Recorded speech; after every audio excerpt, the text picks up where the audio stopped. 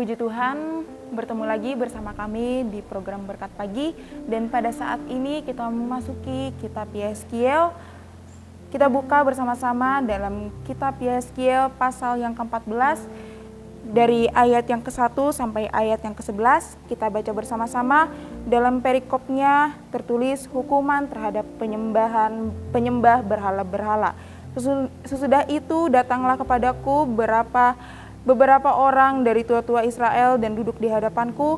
Maka datanglah firman Tuhan kepadaku, hai anak manusia, orang-orang ini menjunjung berhala-berhala mereka dalam hatinya dan menempatkan di hadapan mereka di batu sandungan yang menjatuhkan mereka ke dalam kesalahan.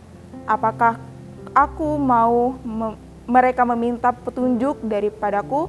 Oleh sebab itu berbicaralah kepada mereka dan katakan, beginilah firman Tuhan Allah, setiap orang dari kaum Israel yang menjunjung berhala-berhalanya dalam hatinya dan menempatkan di hadapannya batu sandungan yang menjatuhkan ke dalam kesalahan, lalu datang menemui nabi aku.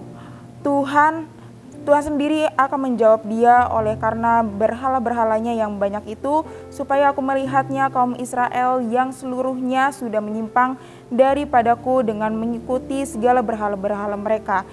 Oleh karena itu katakanlah kepada kaum Israel, beginilah firman Tuhan Allah, bertobatlah dan berpalinglah dari berhala-berhalamu dan palingkanlah mukamu dari segala perbuatan-perbuatanmu yang keji, karena setiap orang baik dari kaum Israel maupun dari orang-orang asing yang tinggal di tengah-tengah Israel yang menyimpang daripadaku dan menjunjung berhala-berhalanya dalam hatinya dan menempatkan di hadapannya batu sandungan yang menjatuhkannya ke dalam kesalahan, lalu datanglah menemui nabi untuk meminta petunjuk daripadaku baginya. Aku Tuhan sendiri akan menjawab dia. Aku sendiri akan menentang orang itu dan aku akan membuat dia menjadi lambang dan kiasan dan melenyapkan dari tengah-tengah umatku. Dan kamu akan mengetahui bahwa akulah Tuhan.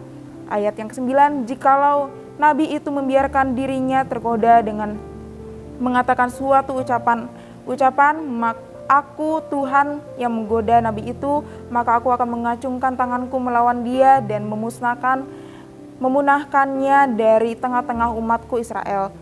Mereka akan menanggung kesalahannya sendiri, baik yang meminta petunjuk maupun nabi. Ayat yang terakhir kita baca bersama-sama, supaya kaum Israel jangan lagi sesat daripadaku dan jangan lagi menajiskan dirinya dengan segala pelanggaran mereka. Dengan demikianlah mereka akan menjadi umatku dan aku akan menjadi Allah mereka. Demikianlah firman Tuhan. Nah, melalui firman ini, saudara yang dikasih Tuhan, Tuhan memperingatkan kepada kita semuanya bahwa berhala-berhala bukan hanya berupa patung, lukisan, atau jimat. Sesungguhnya berhala-berhala itu juga ada di dalam hati seseorang. Sekali lagi, Tuhan memperingatkan kepada kita semuanya bahwa berhala-berhala sesungguhnya ada di dalam hati seseorang.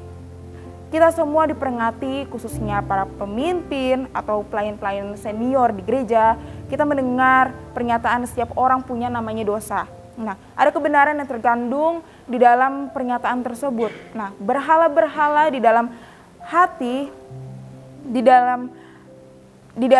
hati merupakan kesalahan yang tidak terlihat namun fatal. Nah, batu sandungan yang membuat seseorang jatuh dalam dosa. Mengapa? Karena menduakan Tuhan sama dengan melawan atau menentang Tuhan.